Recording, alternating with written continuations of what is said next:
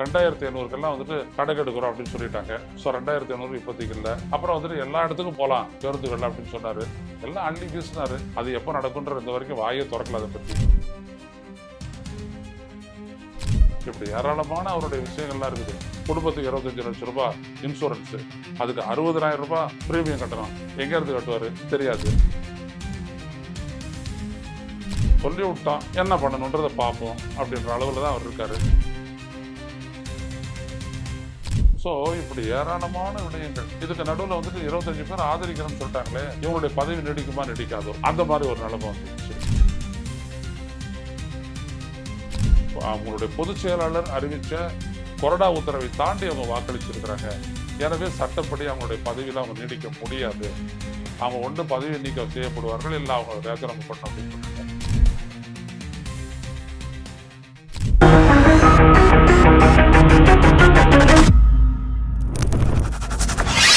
வணக்கம் தோழர்களே, ரோசா செய்தியின் வாயிலாக என்ற மீண்டும் உங்களை சந்திப்பதில் பெரும் மகிழ்ச்சி அடைகின்றேன். ஒவ்வொரு நாளும் புதிதாக பதவியேற்ற தமிழக வெற்றி கழகத்தினுடைய அரசு, விஜய் தலைமையிலான அந்த அரசு எதையுமே செய்யவில்லை என்றாலும் கூட அதை பற்றிய பெரும் செய்திகளாக வந்து கொண்டே இருக்கின்றன. அவருடைய அமைச்சரவை கடந்த 10ஆம் தேதி பதவியேற்றது, விஜயோடு பதவியேற்றது. மொத்தம் விஜயோடு சேர்த்து 10 பேர். அந்த 10 பேருக்கான பதவி நேற்று முன்தினம் சனிக்கிழமை அது சொல்லப்பட்டது. அதை நம்ம செய்தியாக கொடுத்தா நீங்கள் பார்த்தீங்க. ஆனால் பல முக்கிய பொறுப்புகள், துறைகள் வந்துட்டு பார்த்தீங்கன்னா யாருக்கும் ஒதுக்கப்படலை. எப்போ அமைச்சரை விரிவாக்கம் அதையும் விஜய் சொல்லலை.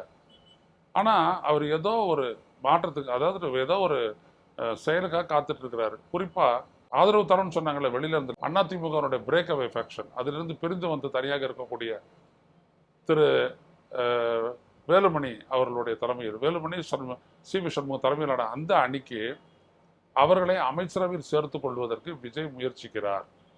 அதற்காகவென்றே ஆயத்தேர்வை உள்ளிட்ட முக்கியமான பொருட்கள், போக்குவரத்து போன்ற முக்கியமான பொறுப்புகளை எல்லாம் அவர் அப்படியே வச்சுட்டு இருக்கிறாரு. அவங்களுக்கு கொடுத்து அவங்கள வந்துட்டு ஆசை காட்டி உள்ளே எடுக்க பார்க்குறாரு. அதே மாதிரி ஆட்சிக்கு வெளியில் இருந்துட்டு ஆதரவு தரக்கூடிய திராவிட முன்னேற்ற கழக கூட்டணியில் இன்று வரை இருக்கக்கூடிய விடுதலை சிறுத்தைகள், 2 கம்யூனிஸ்ட் கட்சிகள், அப்புறம் அந்த முஸ்லீம் லீக் ஆகியவற்றுக்கும் இடத்த கொடுக்கறதுக்கு அவர் முயற்சிக்கிறாரு. இன்னொரு இடத்துல காங்கிரஸுக்கு 2 சீட்டு, அவங்க அதில் உறுதியாக இருக்கிறாங்க. எங்களுக்கு 2 சீட்டு, எங்களுக்கு 2 சீட்டு அதில் இருக்கிறாங்க. அதில் அது அவர் அவங்களுக்கு கொடுத்துருவாரு. ஸோ இந்த பெரிய நல்ல முக்கியமான பதவிகள்லாம், டாஸ்மாக் போன்ற முக்கியமான பதவிகள் எல்லாம் ஏன் விஜய் அப்படியே வச்சுட்டு இருக்கிறாரு அப்படின்றதுக்கு காரணம் இதுதான்.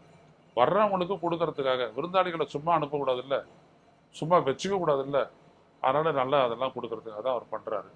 இதுக்கு நடுவில் விஜயனுடைய இந்த மாத இறுதியில் அவர் வந்துட்டு ஒரு பயணம் போக இருக்கிறாரு டெல்லிக்கு. அதனால தான் இன்னைக்கு வந்துட்டு பார்த்தீங்கன்னா அங்கே கேரளாவில் காங்கிரஸ் அமைச்சரவை பதவியேற்பு, வி.டி. சதீசன் அவர்கள் முதல்வராக பதவியேற்ற அந்த நிகழ்வுக்கு விஜய் போவாருன்னு சொன்னாங்க. ஆனால் போகவே இல்லை. ஏன்னா அமித்ஷாவுக்கும் மோடிக்கும் ஏற்கனவே கோவப்பட்டு ஏகப்பட்ட வேலை செய்கிறாங்க. இதுலேயும் போயிட்டு கலந்துக்கிட்டோம்னா இன்னும் படு மோசமாக வேலை செய்வாங்க. அவங்க கோபத்துக்கு எதுக்கு ஆளாகணும் அப்படின்றதுக்காக தான் அவர் ரத்து பண்ணியிருக்காரு. அது தெரியுது, வெளிப்படை. இந்த அரசியல் கூட புரியாமல் இல்லை. ஸோ அவங்கள போயிட்டு சந்திக்க போகிறாரு.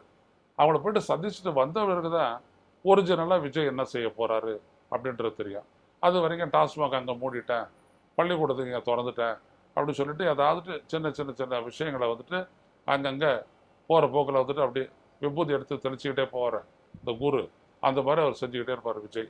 பெருசாக எதையும் செய்ய மாட்டார். 2500 வந்துட்டு கணக்கு எடுக்கிறோம் அப்படின்னு சொல்லிட்டாங்க. ஸோ 2500 இப்போதைக்கு இல்லை. அப்புறம் வந்துட்டு எல்லா இடத்துக்கும் போகலாம் பேருந்துகள் அப்படின்னு சொன்னார். எல்லாம் அள்ளி வீசினார். அது எப்போ நடக்குன்ற இந்த வரைக்கும் வாயே திறக்கல அதை பற்றி. இப்படி ஏராளமான அவருடைய விஷயங்கள்லாம் இருக்குது.